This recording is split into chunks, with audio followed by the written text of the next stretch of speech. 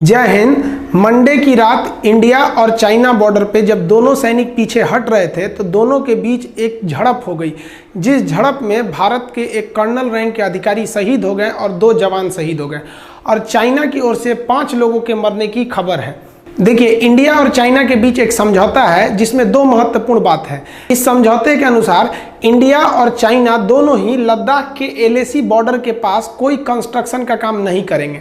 दूसरा कि जब दोनों सैनिक पेट्रोलिंग करेंगे तो वो हथियार लेके पेट्रोलिंग नहीं करेंगे ताकि कोई झड़प ना हो। तो आप कहेंगे ये झड़प कैसे हो गया?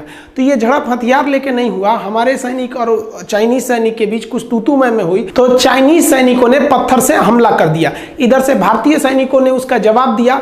चाइना की ओर से 5 सैनिकों के मरने की खबर है, जबकि चाइना के ऑफिशियल न्यूज ने ऐसा कोई खबर नहीं बताया है कि हमारे ओर से भी कोई सैनिक मरा है। हालांकि आप चाइना पर बिलीव नहीं कीजिए, जब भी चाइना कुछ चीजों को छुपाए तो समझिए उसके यहाँ कुछ गड़बड़ हुआ है। क्या उसने बताया कि उसके पास कोरोना के कितने डेथ हैं? वो कभी नहीं बताता है।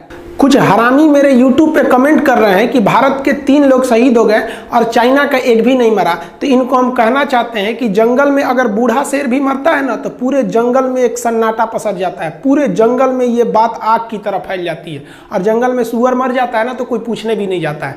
तो भारत के वीर सिपाहियों की शहादत हुई है और हम गर्व से कहते हैं कि हमारे वीर सिपाही बॉर्डर पे शहीद हुए हैं। औकात है चाइना की जो बोल सके कि उसके कुत्ते मरे हैं वहां पे, वो तो बोलता भी नहीं कि मरे हैं वहां पे। देखिए, इंडिया ने भी अपना पूरा स्टैंड खड़ा कर लिया है। इंडिया ने भी साफ कर दिया है कि हम किसी भी कीमत पर बॉर्डर पर होने वाले कंस्ट्रक्शन रोड को नहीं रोकेंगे। इंडिया की बीआरओ यानी बॉर्डर रोड ऑर्गेनाइजेशन ने अभी हाल ही में भारत के अन्य राज्यों से भी हजारों मजदूरों को लद्दाख बुला लिया है कि काम को और तेजी से किया जाए। हम किसी से डरने वाले नहीं हैं। चाइना ने कहा है कि इंडिया एलएसी पार करके घुस के वहां पे मारा है चाइनीज सैनिकों को, और अमेरिका न्यूज ने भी कहा है कि इंडिया 3rd वर्ल्ड वॉर को शुरू करने जा रहा है। देखिए, इस कॉन्फ्लिक्ट का एक और नतीजा ये हो सकता है कि लद्दाख में जो आज घटना देखने को मिली है, हो सकता है वो हिमाचल प्रदेश उत्तराखंड में भी मिल सके। सिक्किम और अरुणाचल प्रदेश के क्षेत्र में भी ऐसे झड़प देखने को मिल सकते हैं।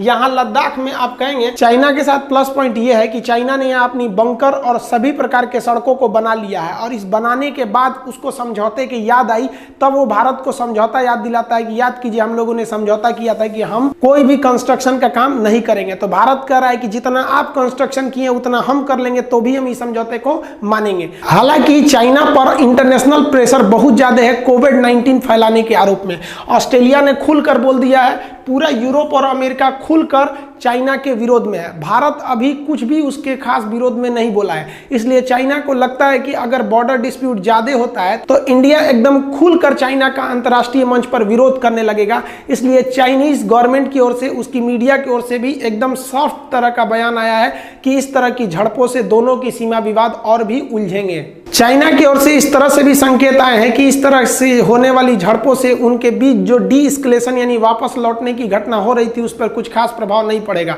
लेकिन चाइना पर कभी भी भरोसा भी करने के लायक नहीं है। अगर दोनों देशों के बीच युद्ध होता है तो दोनों देश की आर्मी कितनी तैयार रहती है, किसके पास कितनी मिसाइलें हैं, तोप, टैंक, एयरफोर्स किसके पास है, हेलीकॉप्टर, फाइटर, परिवहन जहाज किसके पास है, हेविट्जर किसके पास है, आर्टिलरी किसके पास ज्यादा है, फ्रिगेट किसके पास ज्यादा है, कैरियर किसके पास ज्यादा है, एंटी सबमरीन या सबमरीन किसके पास ज्यादा है। इस तरह के कंपैरिजन काफी जरूरी हो गया आज के समय में। कल के वीडियो में हम आपको डिटेल से जानकारी दे देंगे दोनों देशों के फायर पावर यानी आर्मी एमुनिशन की तुलना करके। मिलेंगे हम लोग नेक्स्ट वीडियो में। एक सैल्यूट भारत के उन वीर सिपाहियों को। तब तक के लिए जय हिंद।